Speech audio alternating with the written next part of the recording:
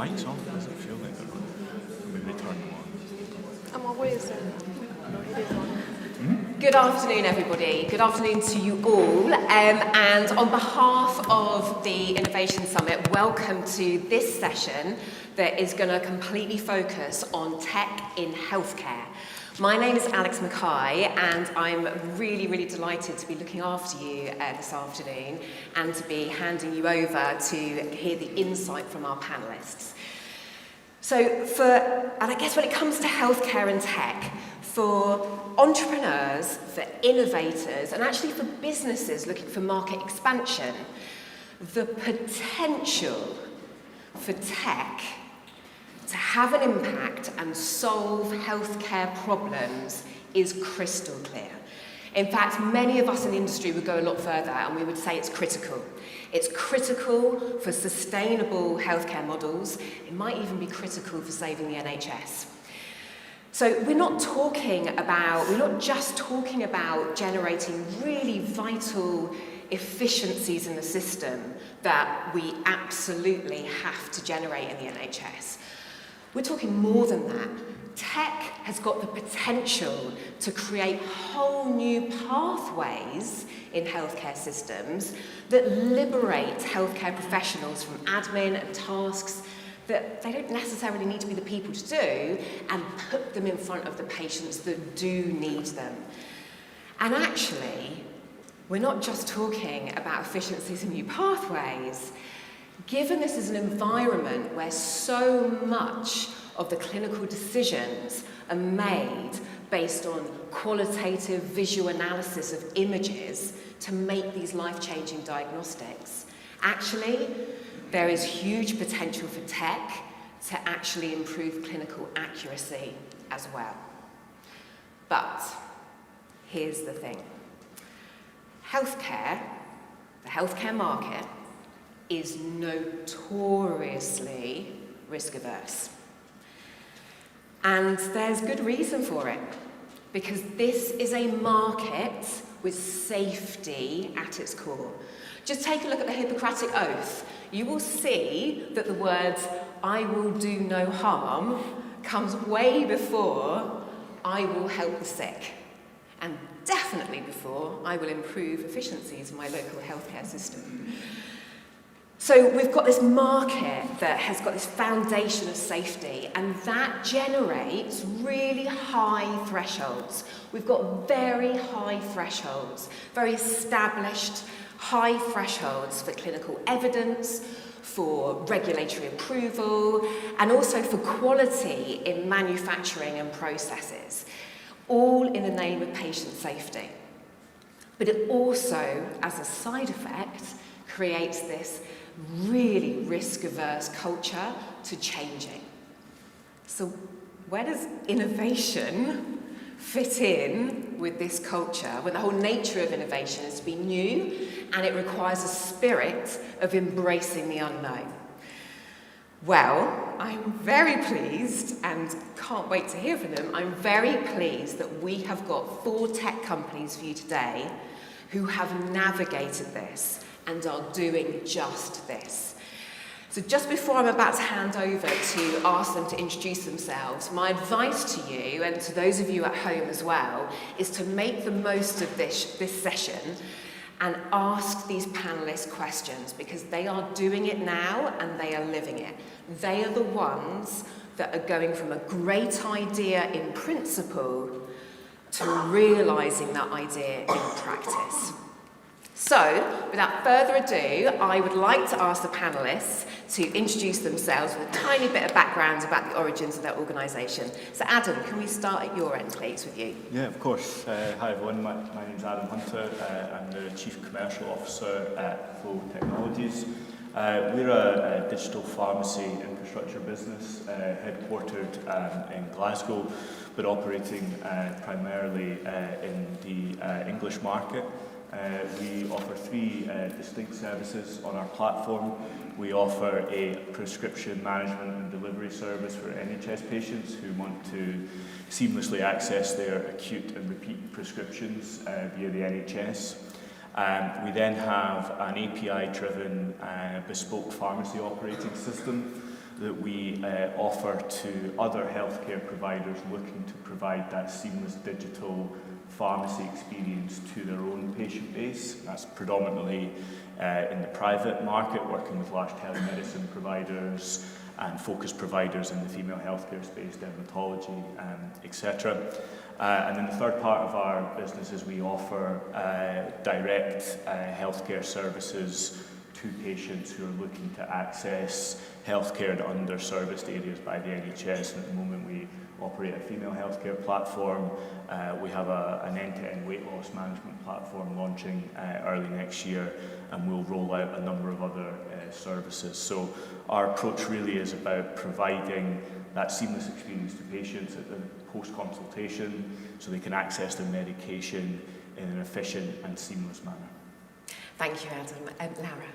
Sure. So my name is Laura, and I'm Laura, and I'm the CEO of TouchLab. And in TouchLab, what we do, we are an electronic skin and robotics company. What that means is electronic skin is sensors that we can put onto any robot or surface. We started about 5 years ago wanting to give robots a sense of touch to not bruise tomatoes or pick and place on warehouses, and soon realized that it was a lot more interesting to make these very advanced robots for medical care. So now we have a fingertip with 42 sensors in like this tiny bit. We have pressure mats that we can put on beds to prevent bed sores, on wheelchairs to prevent like pressure ulcers and monitoring if they happened. And our latest craziest idea is the avatars. So that's robots that are not autonomous but are operated by humans. In our case, they are operated by nurses, and those are experts that put themselves in risk just by going into infectious disease wards, or everyone knows COVID. So that's like a barrier between the patient and this healthcare like critical person on infectious disease, immunocompromised patients areas, but still having this sense that like a human is there with you, because it's not just an autonomous machine. You have a video link, audio link, you have tactile feedback, so you can care for that person as if you were in there.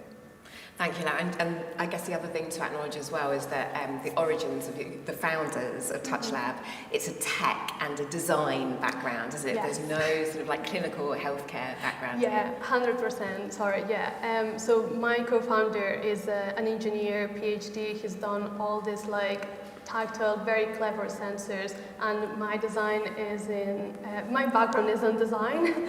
So basically my role was initially to integrate these sensors onto the robots. And yeah, we have like very funny complementary skills. He likes to say that he's an engineer with a mindset of an artist, and I'm an artist with a very like boxing square engineer mindset. So. Nice. Yeah. Thank you very much, Tom.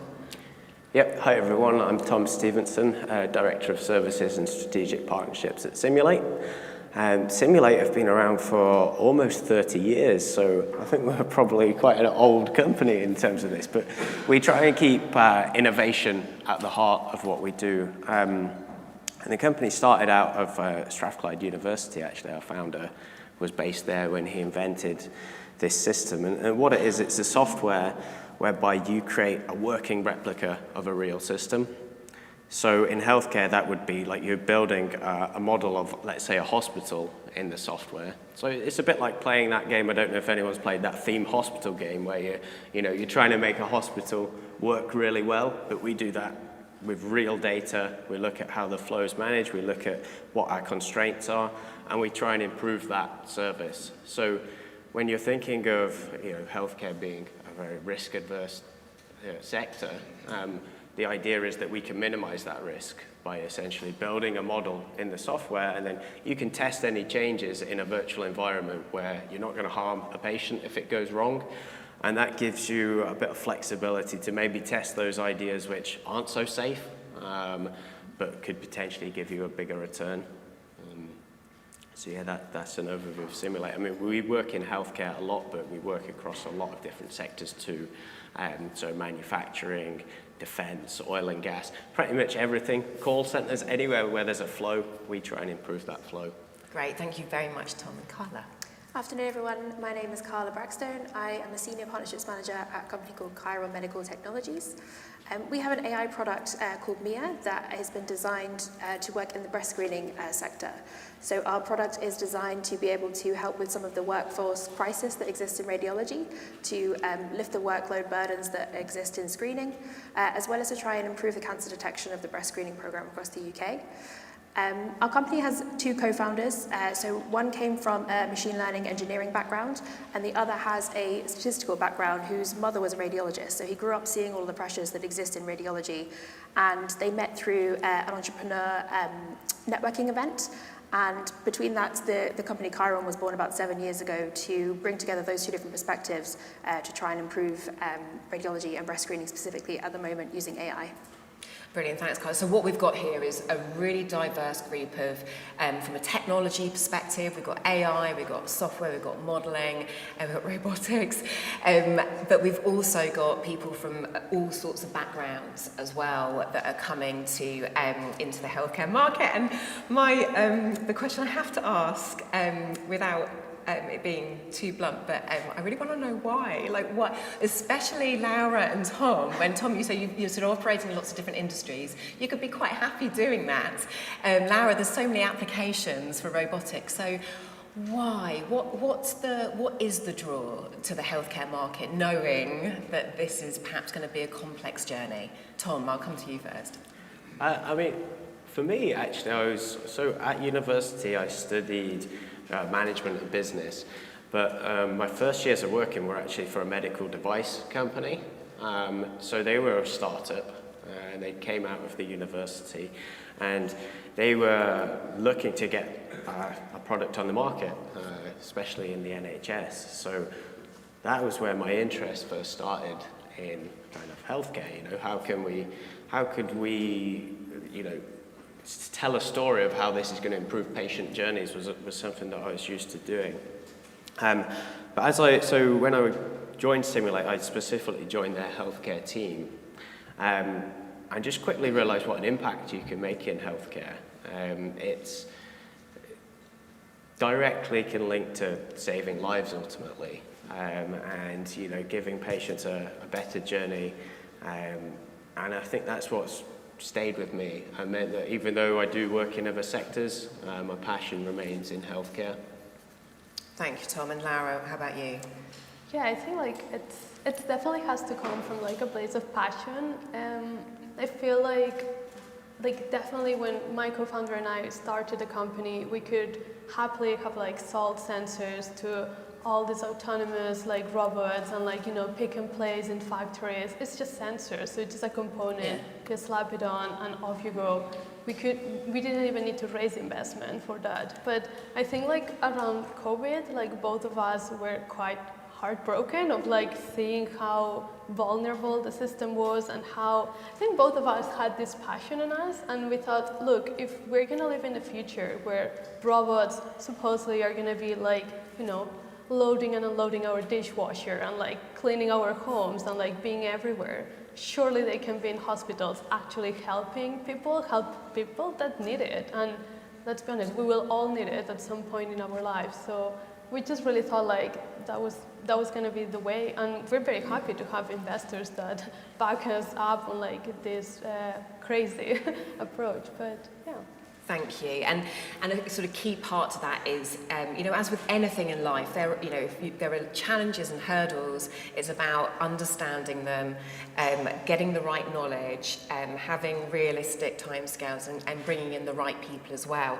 And that sort of brings me on to asking, what's really helped you go from that idea, what's helped you accelerate that innovation, go from that idea and develop that idea so that you're in a position to start approaching the market. And Carla, I'm going to come to you because you've had quite a journey with that acceleration of the innovation, haven't you, over quite a short period of time, actually?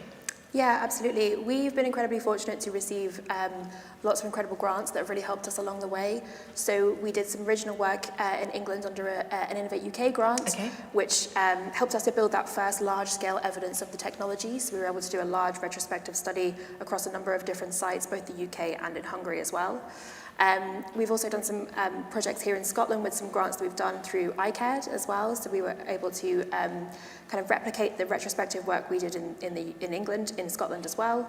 And at the moment, we're working under an AI in Health and Social Care Award. This is an NIHR AAC-backed award.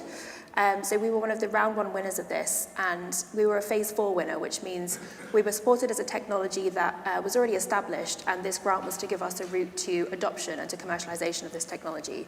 So this was a 3-year award, which was slightly extended, and which is starting to come towards the end of that. So now we're starting to look to how we bring together all the evidence we have generated across all of these awards to really help us in that next stage of adoption and commercialization of our product. So I need to pick up on the grant side of things, because for many young companies it can be there's sort of like this need to translate what you are doing and what you want to do into the language and the impact that the grant organisation is looking to have. So did you have any external help or support from any organisations in that grant writing process? Not explicitly. We have some advisors that have worked. So one of our incredible advisors works with UKRI quite closely, so is able to support us with some of our bids. But I think, to Laura's point earlier, it's one of the really special things about healthcare that you can demonstrate the impact you are making so much easier than a lot of other sectors. So it comes down to that. So when we are able to do all of the modelling that we can with the product, to start to, I guess, estimate what kind of impacts we can make with the projects that we are proposing, it's a really powerful way. And the other thing that was really important for us to be able to get our largest award, which is the AI in Health and Social Care Award, was also being able to demonstrate the PPI work that we're doing, so all of the engagement we do with the public and the patients who come through the system. That was one of the real big ticks against us winning some of our grants as well. So listening to the women who will be coming through the screening programme and what it is that they want us to be looking into and what's important to them. Okay, interesting. Tom, so in this sort of this the way simulators enter the healthcare market, what's helped your organisation accelerate your presence? Yeah, I think there's been a few things that have helped us along the way. I mean, we've always done healthcare, and healthcare was one of the sort of first projects that we did, but I find that you can really get quite a snowball effect in healthcare. You know, it's quite good to maybe start small, win a small project, gain, try and get a case study and things like that. So just some proof that the method works, really, and it can grow from there. And I think throughout our years, we've also had advisors, and we've maybe hired people who have worked in the NHS and know how it all comes together. We've worked with other consulting firms as well, who maybe have a strong foothold in healthcare, and that's allowed us to develop an expertise. And I think what we realised in healthcare was that actually we did split our team off. So we had a team that focused specifically on healthcare, because as you deliver more and more projects in that environment, you start to understand people's pain. So you start to understand, as you speak to nursing staff in one trust and you go to another, you find they've got the same pain. And that's true across lots of elements of healthcare. And I think once you start having a lot of those conversations and understanding what problems people have, it's so much easier to go to another healthcare organisation and say, I imagine this must be a problem for you. So I think one of the focuses that we have to make sure that people are aware of all the work we're doing is just making sure that it's visible on our website, and case studies and people who can actually give you I guess either quotes or things like that, just to show that what you're doing is effective, has really helped us grow. So I think it's not necessarily about making a big splash, it's about starting small, finding success and then sharing that success so that you can keep on expanding. And Tom, have you found the healthcare market different to the other markets? And have you found a sort of different appetite for risk? Yeah, there's a lot of, I mean, some of the markets we work in, the risk is really high, but what comes with that is really big rewards.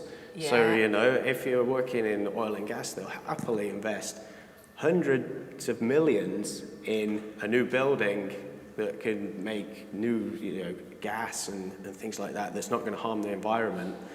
And they'll say, how do we do this to us? Or, you know, there'll be people who say, I need to install 200,000 gas meters and I've got 20 employees, how do I scale it rapidly?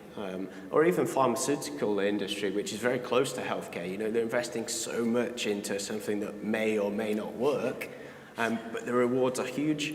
And I think we're kind of at a stage where I'm seeing that leaders in healthcare are starting to recognize that big changes actually need to be made at the moment. You know, we're not going to make the impact we need by adding one bed here or, you know, another chair here.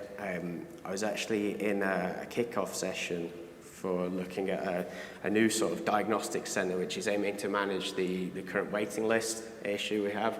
And the words that they use, we need to create something that can be seen from space. So, you know, I think there's starting to be a realization that change in healthcare needs to be drastic. But as you said at the start, you know, the core values of the NHS are compassion, safety, patient care. So it's sometimes hard to do that. And I think probably the role of tech is about helping people manage that risk in healthcare. I think if the tech, you know, if AI can solve a problem and solve it in a way that's, you know, developed from masses and masses of data and information, then that's going to help manage the risk. And it's certainly something that we're finding is easier and easier. When we're building these simulations, we now find that people have masses of data, masses of information about how flow has happened previously. That means that we can be more and more confident.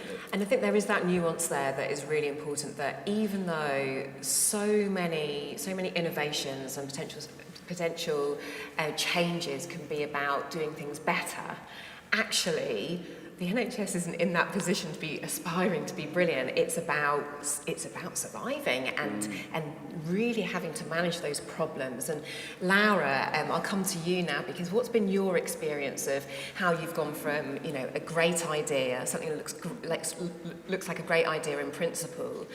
How have you navigated that to how you get to actual first steps and implementation?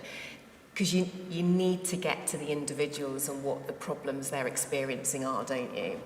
Yeah, I mean, yeah, I can't stress that enough. Like, things working in labs means nothing in the real world. Right, okay. And they're for simulations, but like it is, like I've seen like so many videos of like robots that can like do amazing things in like PhD labs, or like, you know, or like fancy videos where there's like, you know, one crew like filming for a week. But like, try that out on like real hospital networks.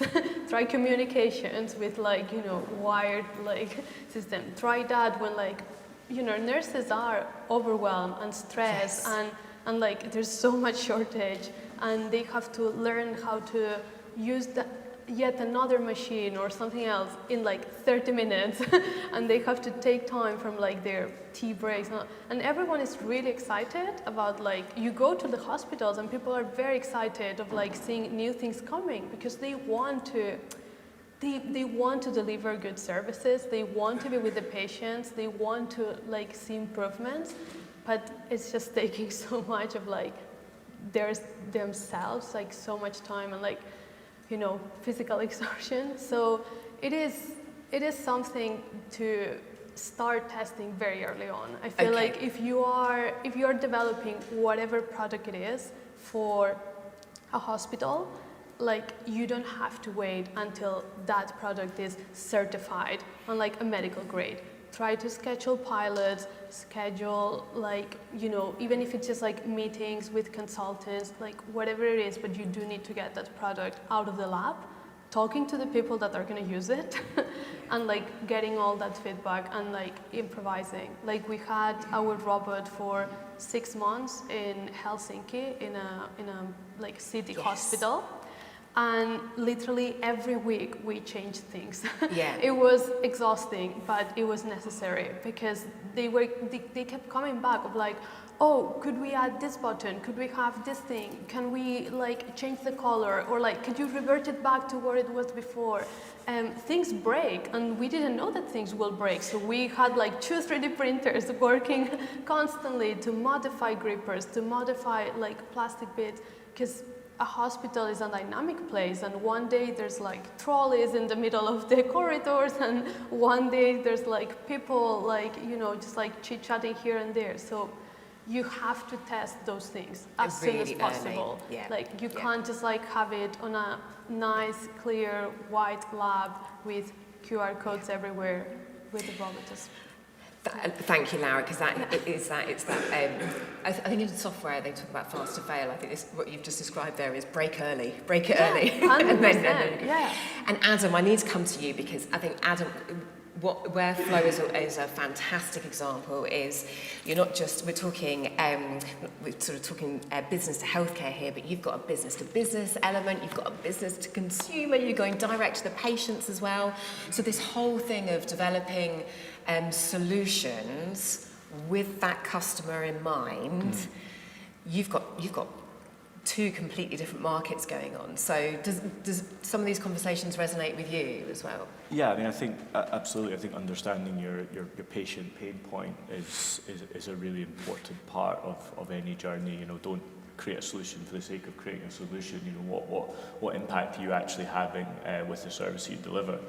And sometimes that doesn't require a medical background per se. So Phio was founded by Nadeem Sarwar, who is a diabetic, and one of the things he found difficult was trying to get a prescription at a pharmacy, having to go there with a piece of paper during a busy working week, and it was a service that didn't work for him as a patient. And then thought, right, well, if it's not working for me, there's probably a high chance that it might not be working for other people. So can technology allow us to care at scale? So before we even launched the business, we tried to understand what is the pain points in the patient journey for accessing their medication. Why hadn't online pharmacy grown in maybe the same way it had in other sectors? And one of the things we discovered was that people didn't like the current system, but they also didn't like necessarily receiving that medication via the raw mail, DPD, etc. So our approach first and foremost was, right, okay, we're not going to build a central warehouse, we're going to build a decentralized model in urban areas that are close to the patient, that the patient can then choose a time slot which can be delivered to them when and where they want it, on people on bikes and mopeds, etc., all managed through an application that's integrated not only to our own bespoke pharmacy operating system, but then into the GP services in England. So right from the get-go, we thought, right, well, that's the pain point that we can start with. And then really that gave us the basis to understand, okay, does this actually work? Are we actually doing what we should be doing? And then we looked at other markets and said, right, there's a growing telemedicine market. And this is all pre-pandemic, so the pandemic kind of changed a lot of this. But pre-pandemic, you had growing telemedicine players in the UK market, and they were having this great digital experience. But what happened at the end was post-consultation, and the only thing a patient cares about once they've been diagnosed with something is, how do I access my treatment? They want to get their medication, and they want it as quickly as they possibly can. So these companies were having this situation where they were literally faxing prescriptions to a pharmacy who may or may not have a fax, or if they do have a fax, may not have received it, they may not have had the stock, and in the private market certainly didn't know the price of that. So we thought, well, actually, could we actually white label our platform that we're using for our NHS patients to these partners as well? So really what we've tried to do is look at pain points and where pharmacy can fill that gap. And I suppose the next iteration of that now is looking at these underserviced areas in the UK health market. You know, unfortunately, the NHS is under significant pressure across the UK. The pandemic has certainly accelerated that. And what's effectively happened now in the NHS, they're saying, you know, unless it's an acute scenario where it's a real emergency, they're saying to you, yeah, you can see a dermatologist, but it'll be 3 years' time before you get an appointment. So what that means is people are now moving into out-of-pocket services. So we're looking at in these areas to go, okay, can we provide that seamless digital experience to those patients? So everything we do at Phio, and we have 3 core tenets of everything that we do when we approach designing any sort of healthcare system, is great patient care, great engineering, and great design. And you must have all 3 of those elements in your business, whether you're working directly with the NHS or whether you're working directly with the consumer. You must have those 3 components if you're operating in that tech space. And you never ever forget that you are dealing with people. So technology can help you, it can automate, it can do things, but you cannot forget the human element of healthcare. So first and foremost, deliver that great patient care. Make sure it's easy to use, whether it's from a clinician perspective or a patient perspective, and then make sure you've got the right technology to allow you then to deliver that care at scale. And if we can adopt and use technology to do that, it will free up clinicians' time to do what they're actually trained to do, which is provide health outcomes. And that's our overarching approach. So you know that point about when you said you sort of were identifying where the pain points were, and you've got to get really specific, haven't you, with these pain points. How did you, like, practically, physically, how did you go about finding out what those pain points were?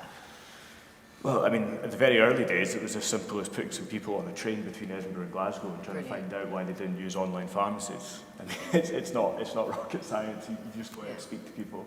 Don't solutionize in a vacuum. You know, you need to go out and actually talk to people and try and understand what is the pain point, what's stopping them from adopting a new technology or a new way of accessing healthcare. And the way we look at it at Phio, we approach it on a team of teams basis. So within our organisation, you know, I mean, my background is not pharmacy, but we have a very experienced team of pharmacists. We have an experienced team of designers, software engineers, marketeers, research analysis. So we try and approach this from going, okay, what do I want as a patient? You know, so if I'm using a service, what do I want? Well, I want to be able to know if the medication's in stock. I want to know what the cost is. I want to be able to choose a delivery slot that suits me. And I want it so that I can do it all off my phone. And I might be living in London for a period of time, but maybe I went back to Scotland for the Christmas holidays. I still want it delivered in Scotland, but I want that option. So instead of having a kind of top-down, you can only do this approach, you should look at it going, well, if I was in that shoes as the consumer and the end patient, what is the kind of service that we're looking at? And I think because the business was founded for someone from a non-medical background, they could look at that without any sort of viewpoint on what is the best from a medical point of view. It was actually putting it back into the patient's hands. And what's really interesting in our approach, we see it a lot with our patient feedback, and we take that very seriously. At Phio, it's a shared channel. Everybody sees the feedback we get from patients on our service, where it's worked, where it hasn't worked. And we try to go, okay, that's a very good point. Let's change that. They've had a bad experience. How can we make the experience better so the next time it doesn't happen? If you keep doing that, it compounds over time. But again, it just goes back to what's the pain point, how can you solve that pain point, and how can you use technology effectively to ensure that you can deliver that at scale. And what's the pain point specifically for that human being that you're interacting with? Because obviously patients are at the end, patients are the whole reason for being, the whole reason for this industry. And one of the things I learnt the hard way is that there's lots of people before the patient. So it's really, really important to be mindful of the actual human being that you need to make that change for eventually the patient's benefit. And you mentioned radiologists, or radiologists, both, earlier, Carla. So can you tell us a little bit more about your the work that happened up in NHS Grampian, but how you got there? So how did this come about? What were the practical things that you did to actually get that motivation from the NHS to start using your technology? Yeah, I mean, just on the same point with the pain points, so our technology is designed to kind of address multiple different pain points that exist in radiology. So at the moment, there's a huge shortfall in the number of radiologists across the NHS, and that's only expected to increase with more radiologists retiring and fewer people taking up the career. Additionally, breast screening is a very difficult task, so finding cancers on a mammogram is not a straightforward thing to do. It's a very difficult thing to see on a mammogram itself. So our technology was initially designed to try and solve one or both of those problems. So the technology can be used in multiple places in the workflow. It can either take away some of the burden of reading the mammograms, but can also pick up some of the cancers that may have been being missed by the humans. So coming at it from those two different angles, we wanted to start building some evidence base that it can do both of those things. So specifically our work with NHS Grampian started on an iCared grant, where we did a huge piece of retrospective research where we looked at the historical data across breast screening in NHS Grampian, which covers the area of the northeast of Scotland. And we were able to retrospectively run the technology, the AI technology MIA, on the historical mammograms to see how it would fare, see how it would perform. And what we found that actually it performs just as good as, and in some cases better than, some of the radiologists, and was also able to pick up about 33% of interval cancers. So those are cancers that would have been missed by the radiologists on that first round of screening. And this project was a huge unlock for us. It moved us into what we've been doing since then. So now, rather than working on retrospective data, now we've started using technology in real time, prospectively. So we have just closed a project called the Gemini project with NHS Grampian. So this is where the technology has been being used as an extra reader. So in addition to the standard of care that a woman will receive when she comes for screening, the mammogram also receives an AI read. So we've had the opportunity to increase the cancer detection of that breast screening unit.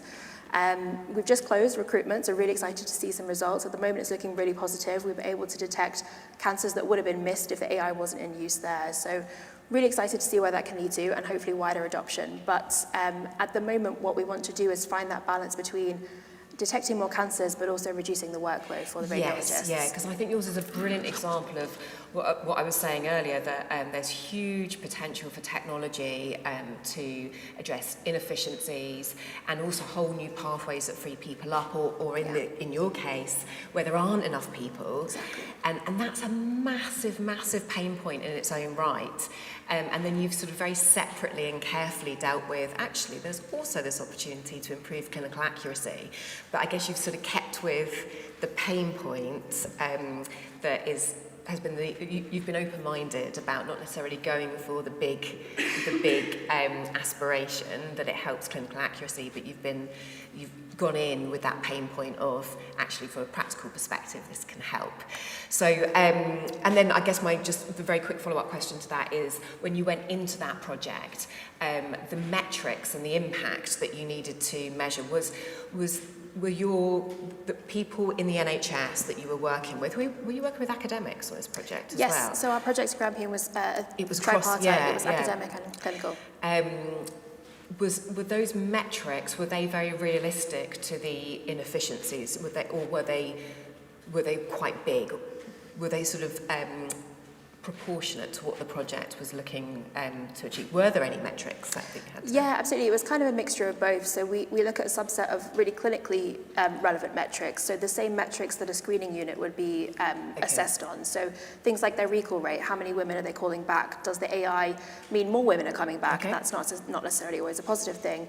We were looking at cancer detection rate. How are we actually improving the cancer detection rate of the units? And then there was lots of metrics that we used for subsequent sort of health economic work. So the amount of time saved, a lot of that's done on modelling as well. So if the AI had been in place, how much time could have been saved? What's the workload lift that we've done there? Okay. How much quicker could women have got their results? How much more efficient the service could run, essentially. And it's this kind of data that the words you used before, it's been a big unlock for you. So it's having this data up your sleeve that's really enabled you to go to other healthcare economies as well. Now I'm going to ask, while we've just got the last few minutes left, whether there are any questions from the audience. I'm also going to check Slido. Are there any questions from the audience before I check this question? There's a lady here. I'll let you go first.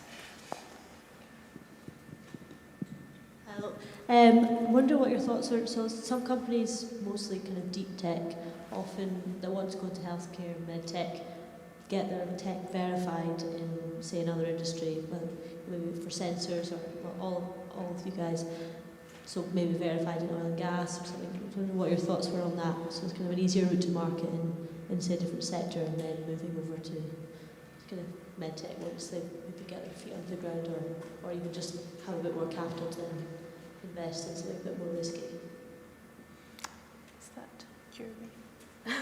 Is that related on like kind of like wearables versus like medical devices, kind of, right?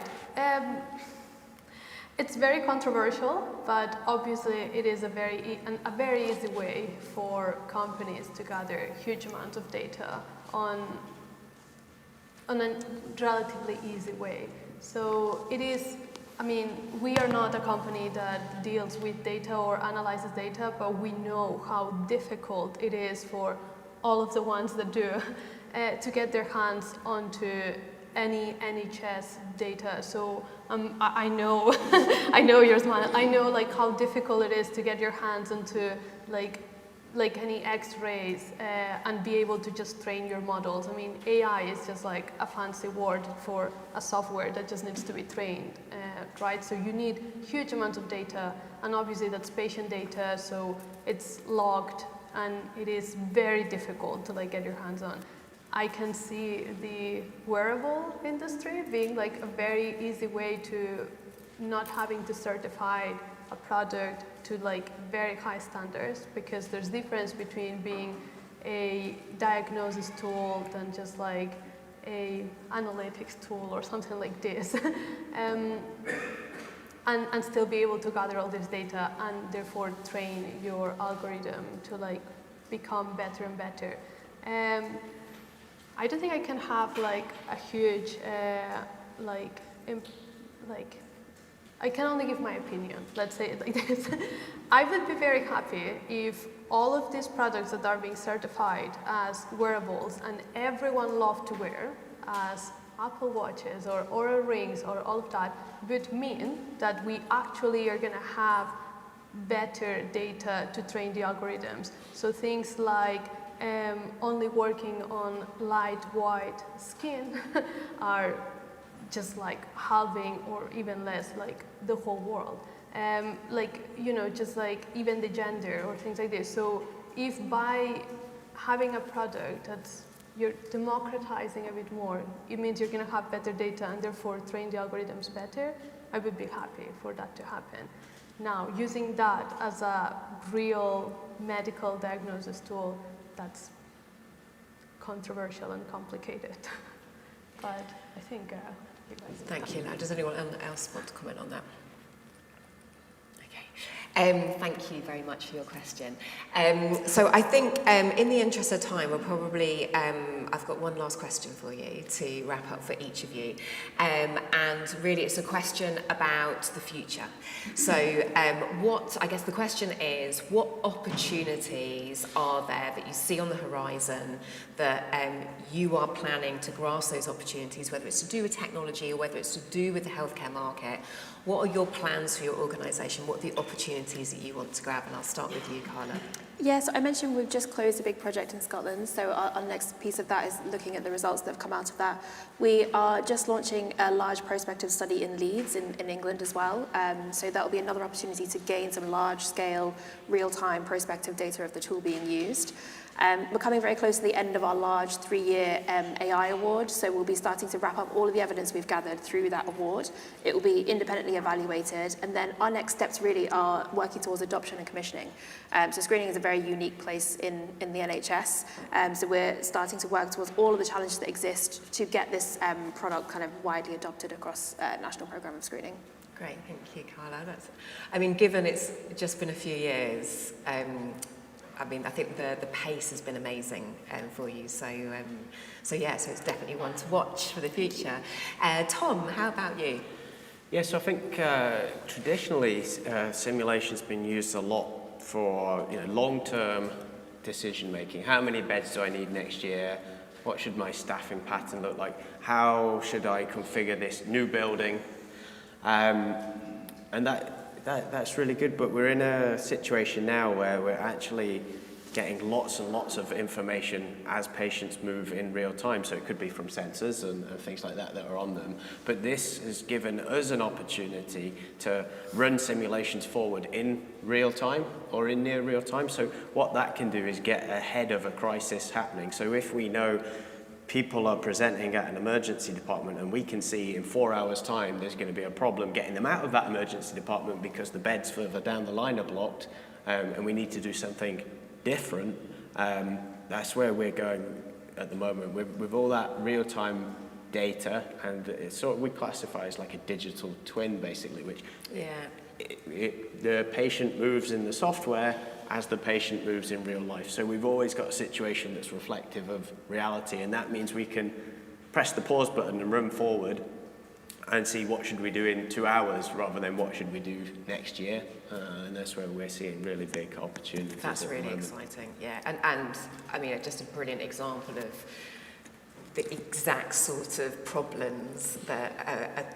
actually very serious in the NHS, that this is exactly the sort of technology that can help with that. And we need to leverage different technology to make that work. You know, if we want to project forward accurately, we can't just use traditional simulation methods. We have to leverage machine learning algorithms that can more accurately predict what's going to happen next, so that we can put in changes. You know, it's happened in manufacturing for a long time, where they've had sensors on the parts moving through, and you can see, oh, this machine's broken down, what do I do? We can apply that to healthcare now, so interesting to see what can come from that. Brilliant, thanks Tom. Lara? Yeah, I think for us it's going to be the pressure ulcer mats on like bed sores. So that's something that came from the Finnish pilot. We had the robot full of sensors on their bodies, and when the clinicians realized that those sensors could be just put anywhere, they were like, oh, could you put it on beds? Could you put it on the chairs? Could you put it? And I was like, yeah, of course we can. And we start testing it, and it was like, please give us more. Because it's like such a huge problem that we never realized, and it seems to be like very unmarketed. So yeah, like next big thing for us will be like putting more sensors on beds and chairs. And what I love about that is you think you didn't realise, so as the technical people, you didn't realise this problem, and that just goes to show how much you have engaged with and listened to the people and the experts. Yeah, brilliant. Adam?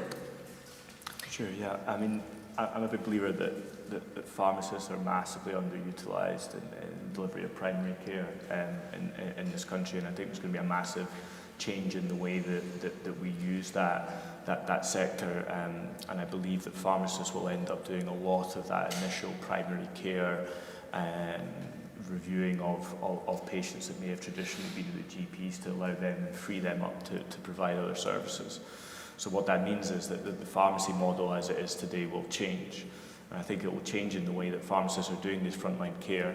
That can be dealt with remotely through technology, which then allows for other primary care providers to then deliver maybe more intensive medical services. But what that means for Flow is it means that what we can do is provide a unitary tech platform where patients can come on, they can join the Flow ecosystem, and they can pick and choose the type of services that they require that can be dealt with clinically safely from a remote environment or through a virtual consultation, which then enables them to get that singular view of their healthcare. And I think that is going to be the real kind of changing point for a lot of the way that patients access their healthcare. Pharmacists will become more prominent in that triaging stage of the journey.